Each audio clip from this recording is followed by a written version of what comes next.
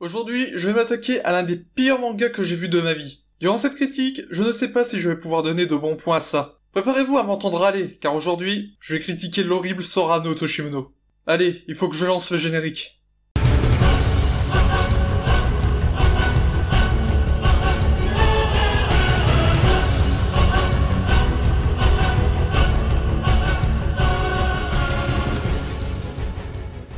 Sora no Toshimono. De base, je ne voulais pas parler de ce manga tellement il m'a fait rager. Comment ai-je découvert ce manga? Je n'ai qu'une réponse à ça. L'instinct primitif masculin. Pour la petite histoire, je faisais mes recherches pour regarder ce que j'allais regarder comme manga. Et j'ai vu cette image. Moi, je vois ça, je me dis « Ah, boobs! Gros boobs! Ouah, j'aime bien !» Et comme un pervers, j'ai cliqué, et j'ai regardé jusqu'au bout. Oui, je n'ai pas abandonné, et c'est pour ça que j'en fais une critique actuellement. Messieurs, retenez cette phrase. Les boobs nous tueront. Assez raconté ma vie, repassons aux choses sérieuses. Si vous avez vu ma dernière vidéo, il a été diffusé par les studios Ike Asta, qui ont fait notamment Persona 4. Mais malheureusement, ou heureusement selon les points de vue, l'auteur de cette chose est Sou Minazuki, qui a fait que les mangas Sora no Toshimono en animation, mais aussi d'autres mangas papier dont je ne connais actuellement pas, mais qui sont tous pour la plupart ecchi. Excusez-moi, ça ne fait pas clairement penser à une couverture de hentai? Non? Au niveau des graphismes, c'est très beau. En même temps, c'est un peu normal, vu que c'est un manga ecchi.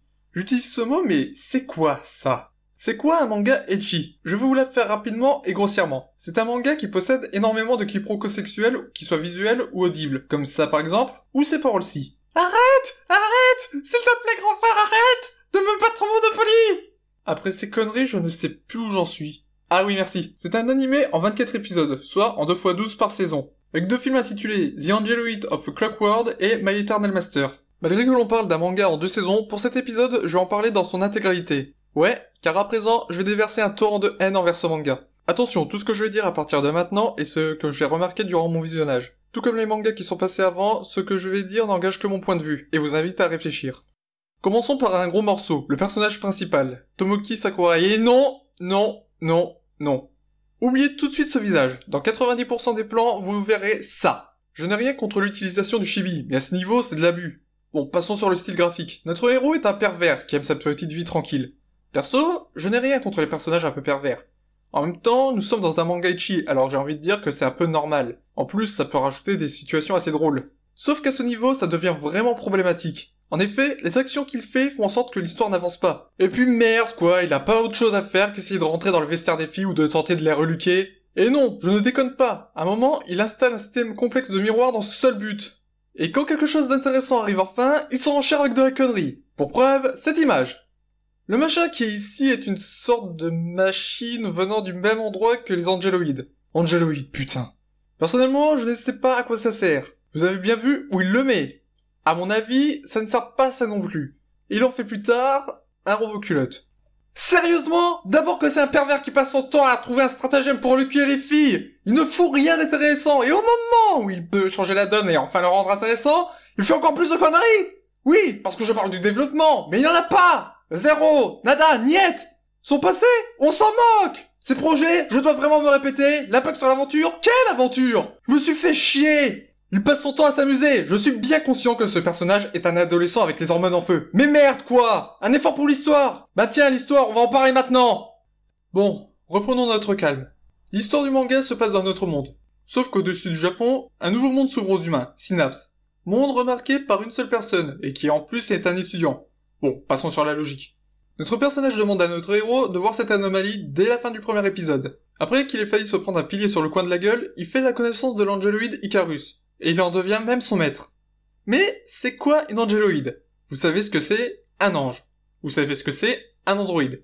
Eh ben, c'est la fusion des deux. C'est vrai, c'était trop compliqué de juste mettre des anges qui sont oppressés par un dictateur. Et puis Angeloïde quoi? Depuis quand les androïdes ont des sentiments? Un robot n'a pas de sentiments. Et tout ceci est surmonté d'une pseudo-histoire d'amour qui n'aboutira jamais. Je vais revenir sur le héros. Quand elle rencontre Icarus, elle lui explique qu'il est son maître, et qu'elle a des pouvoirs d'amuserie, comme faire apparaître un vaisseau de combat comme ça. Une machine qui fait apparaître un vaisseau de combat comme par magie. N'importe quoi. Bah, à ce stade, j'ai abandonné tout espoir de trouver une logique. La première utilisation de son pouvoir est de figer le temps. Pour pouvoir... Allez, devinez.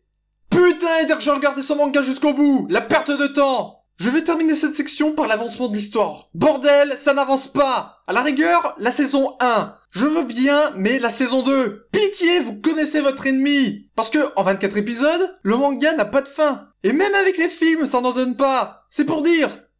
L'antagoniste, je ne veux pas en parler. Non mais, je ne sais pas quoi dire dessus. C'est un dictateur, certes, mais je ne sais pas où le situer. Ce n'est pas un personnage qui a des motivations profondes comme sauver un peuple ou encore une victime d'une injustice. Ça pourrait être un gros salopard qui impose sa dictature et sa vision des choses, mais par rapport à Ribbon ou au Premier ministre, il ne fout rien. Il sait que le héros est la seule personne qui peut l'arrêter. Enfin ouais, se faire arrêter par ça, faut vraiment être un antagoniste de merde. D'ailleurs, pour tenter de l'arrêter, il envoie à la fin de la première saison 2 androïdes de classe Harpy. Saishu notamment grâce à Icarus. Bon, à ce niveau, ça va, il découvre seulement notre héros, et puis il a voulu se la jouer subtile, en l'envoyant elle, mais fail. La deuxième attaque se fait avec Astra, mais gros problème, elle est blonde, et le cliché qui va avec, elle est idiote. Ouh, putain, ça commence à m'énerver. Troisième et dernière attaque, il envoie une androïde de classe KO qui vient tout juste d'être créée, qui elle, fait ses preuves au combat, en arrivant à tenir tête aux 3 androïdes en même temps. 2 fois. Allez, fais ce que tout le monde attend. Envoie une escouade composée d'unités KO. Mais c'est quoi ton problème, bordel? T'as une armée presque prête à déferler sur ton ennemi. Pourquoi tu ne branles rien? Je vais vite conclure sur cette section, sinon je vais littéralement exploser. Personnage pauvre dans son développement et sans réel intérêt. Les personnages secondaires, ai-je vraiment besoin de développer vu qu'ils n'ont pas de développement? Tous les personnages sont des clichés. La personne peu expressive, check. L'amie d'enfance amoureuse du héros, check. L'intello du groupe, qui est le seul humain qui s'occupe, qui a pays au-dessus de leur tête, et qui est le seul à faire avancer l'histoire, check. La blonde au gros sein pas très intelligente, bordel, check. En plus d'être clichés, ce sont juste des personnages pour le décor et pour le fun. Notez les parenthèses de ce mot. Oui, je parle du développement, car normalement, un personnage secondaire doit avoir un brin d'histoire et des ambitions. Seul ce personnage a un minimum de développement. Et il en va de même pour les angéloïdes. Elles viennent de Synapse. Elles ne pourraient pas en parler un peu plus, notamment à lui, pour qu'il puisse y travailler un peu. Et pourquoi je ne parle pas des autres personnages plus en détail? C'est simple, ils ne font rien. Ils s'amusent tout le temps. Ok, ce sont des ados, mais le manga Persona 4 a compris comment équilibrer les personnages. Et c'est pour ça que j'y suis revenu dans ma dernière vidéo. Alors que là, c'est littéralement... Il y a un dictateur au-dessus de notre tête qui peut nous anéantir? On s'en fout! Allons faire un jeu où on pêche les fées avec une grosse poitrine! Bon, vu qu'on est bien lancé, on va aussi parler des films. À partir de ce moment, si vous voulez éviter le spoil, je vous renvoie directement à la conclusion. Mais je vous conseille de me suivre, pour que vous puissiez voir à quel point j'ai souffert. Commençons par le premier film, The Android of Clockwork. En toute franchise, j'ai bien aimé le film, car il introduit un nouveau personnage qui raconte l'histoire de son point de vue. Sauf que les 50 premières minutes est un condensé des 2 saisons. Allez, bordel, du nouveau! Ah, ça y est, un truc intéressant. Notre nouveau personnage avoue enfin à Tomoki ses sentiments. Waouh! Toi, tu ne le connais pas dans la vie de tous les jours. Sauf que coup de théâtre, elle est en réalité une angéloïde, et elle revient sur Terre pour essayer de tuer le héros. Attends, quoi? Ah oui, c'est vrai, il y a lui qui utilise ses sentiments pour la manipuler. Enfin, tu fais un truc digne d'une ordure. Et en plus, tu l'as bien choisi. Elle contrôle le temps. Bon, la suite des événements, il y a un combat, et au bout d'un moment, elle reprend ses esprits. Vu qu'elle a foutu un beau foutoir, elle se sacrifie pour qu'elle puisse remettre l'espace-temps dans l'ordre. Mais ce sacrifice a un prix conséquent. Elle est à jamais effacée de la mémoire des personnes qu'elle a connues. À l'exception de Tomoki. Verdict, ce film remonte fortement le manga, et il est franchement pas mal par rapport à la série d'animation, même si on reste toujours dans le même humour, et que ça prend un bon bout de temps avant d'être enfin intéressant. Passons au second film, My Eternal Master. Au début, le film commence très bien. Ils vont enfin à l'assaut de Synapse. C'est génial, le manga va avoir une vraie fin. Et flashback. Bon, c'est sûrement le préquel de l'attaque. Ah non, c'est juste les occupations habituelles. Bon, je suis un peu impatient. Bon, y a rien d'intéressant, mais je vais encore patienter. Et attends, qu'est-ce que tu fous là, toi? Tu n'es pas censé avoir disparu dans un autre plan de la réalité? Pourquoi avoir fait ça? C'est complètement débile! Bon, oui, c'est bien beau, mais tu peux pas avancer. Bordel, on est à la moitié et toujours rien! Allez, les 20 dernières minutes, on back, mais une vraie fin, par pitié! Mais c'est quoi, ce foutage de gueule?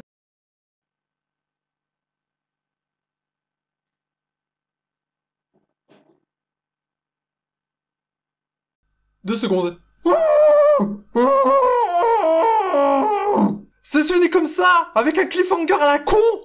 Conclusion, ce manga est une vraie purge rectale. Non, cette fois je ne pèse pas mes mots. Il y a rien d'intéressant dans ce manga. Le seul point positif que je vois, c'est le premier film qui est un minimum bien. Et encore, je ne sais pas si je dis ça parce que tout le reste est vraiment mauvais ou si le film est vraiment bon. Pour revenir sur la fin du film à Eternal Master, la fin aurait pu vraiment être triste si le personnage principal s'était plus intéressé à Icarus. De plus, le flashback n'a absolument rien apporté. Je sais que la vie de certains diverge, et je suis bien content pour vous que vous ayez apprécié ce manga, ce que je n'ai pas pu faire. Pour être honnête, je ne suis pas pour que ce manga disparaisse à jamais. Eh ben oui, malgré que je le déteste, d'ailleurs c'est l'un des pires mangas que j'ai vus, grâce à ces mangas, nous pouvons réellement apprécier les bons mangas. Allez, pour la prochaine critique, je me calme.